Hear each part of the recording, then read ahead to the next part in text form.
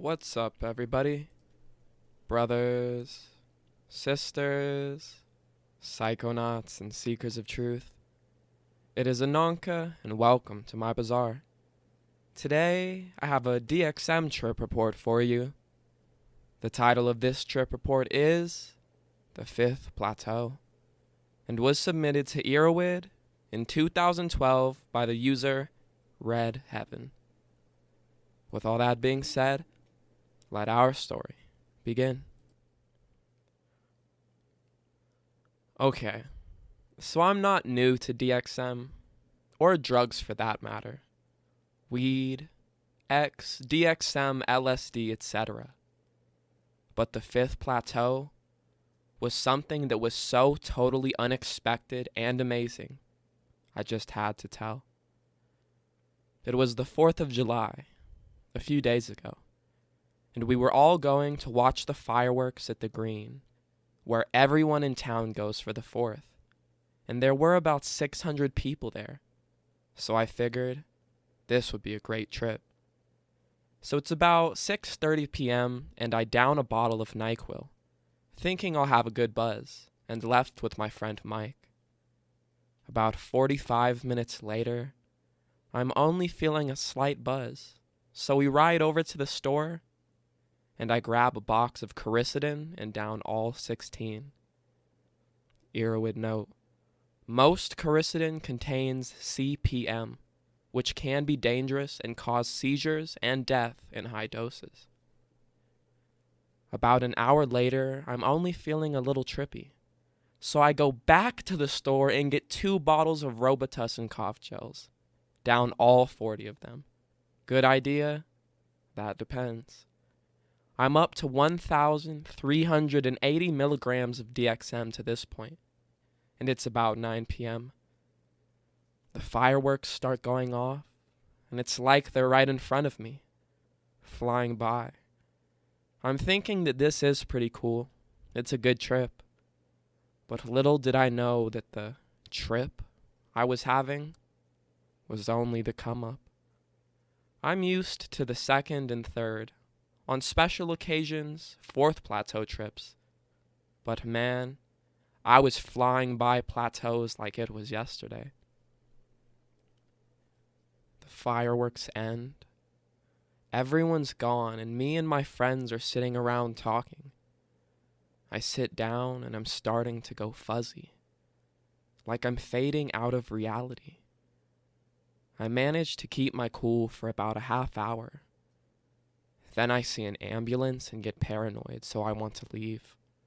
By this time, I'm robo-walking and slurring my words as I'm told, and my vision is dim and blurry. I'm not really conscious of what is going on around me. Knowing I can't drive back to Mike's, he takes my keys and helps me walk back to the car.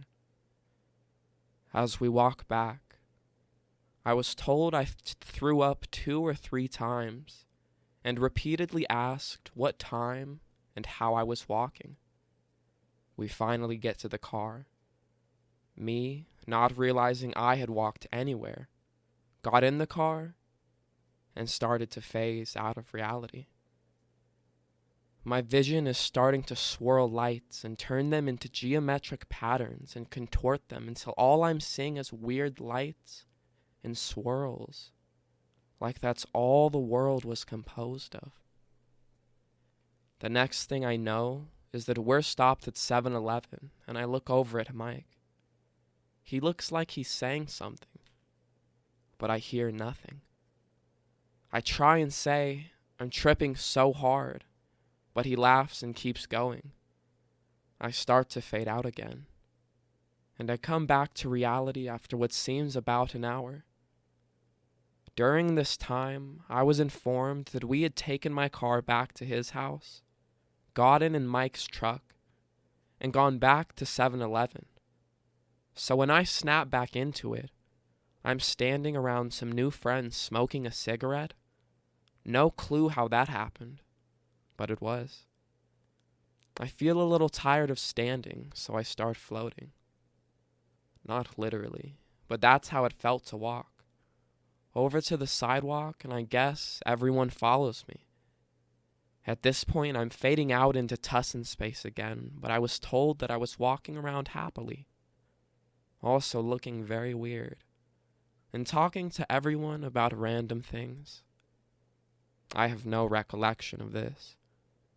I feel myself floating around what seems to be a void of hallucinations and stars, when suddenly, I feel someone poking me. Then a face forms into my vision, and I'm sitting back on the sidewalk, and someone is trying to talk to me. I look at them, look back up at the sky. I'm guessing at that time that's where I thought I was before and wanted to go back. Reach my hand up and try to grab the stars that are somehow flying around like a game of chase in the sky, and I feel myself get tugged up into the sky. I am completely unaware I have gone anywhere, floating around, grabbing stars in my hand, thinking, this was always here along. This is part of our consciousness that we don't unlock in our normal state of mind. It takes a shamanic amount of DXM and concentration to reach this place. And I just get this feeling that I've reached the outer plateau. And I am amazed. I just enjoy being in this realm-like place. Next thing I know, I'm back in Mike's truck, and I can hear him now, sort of, in an echoing blur telling me that my mom has been calling and wants me to go home. He later told me that he had given me a flashlight to dilate my pupils and that I had put it in my mouth and looked in the mirror. Now we're at Mike's, and I tell him I'm okay to go home. Don't know how that would have worked, and I get in my car. Some other kid is sitting there next to me. I later realized this was a friend that was going to help me get home, and my mom pulls up. I don't really connect that I'm in trouble, or who she is for that fact. She comes up to the window and I'm confused.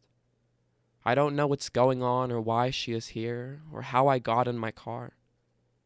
She gets me out of the car and I seem to float to her car and get in. I was later told I got out and stumbled out of my car, stood there in the middle of the road, looked confused, and then my mom dragged me to her car. The whole way home, I was confused and not all there, looking at my mom yelling at me, but I can't hear her. This experience both compels me and interests me. I wonder if I can ever get back to the place that I was that night. But at the same time, I also remember that most of my trips have been different each time. So it is unlikely. I've heard of another person who says they reached the 5th plateau and didn't like it. I'm not sure what their situation was.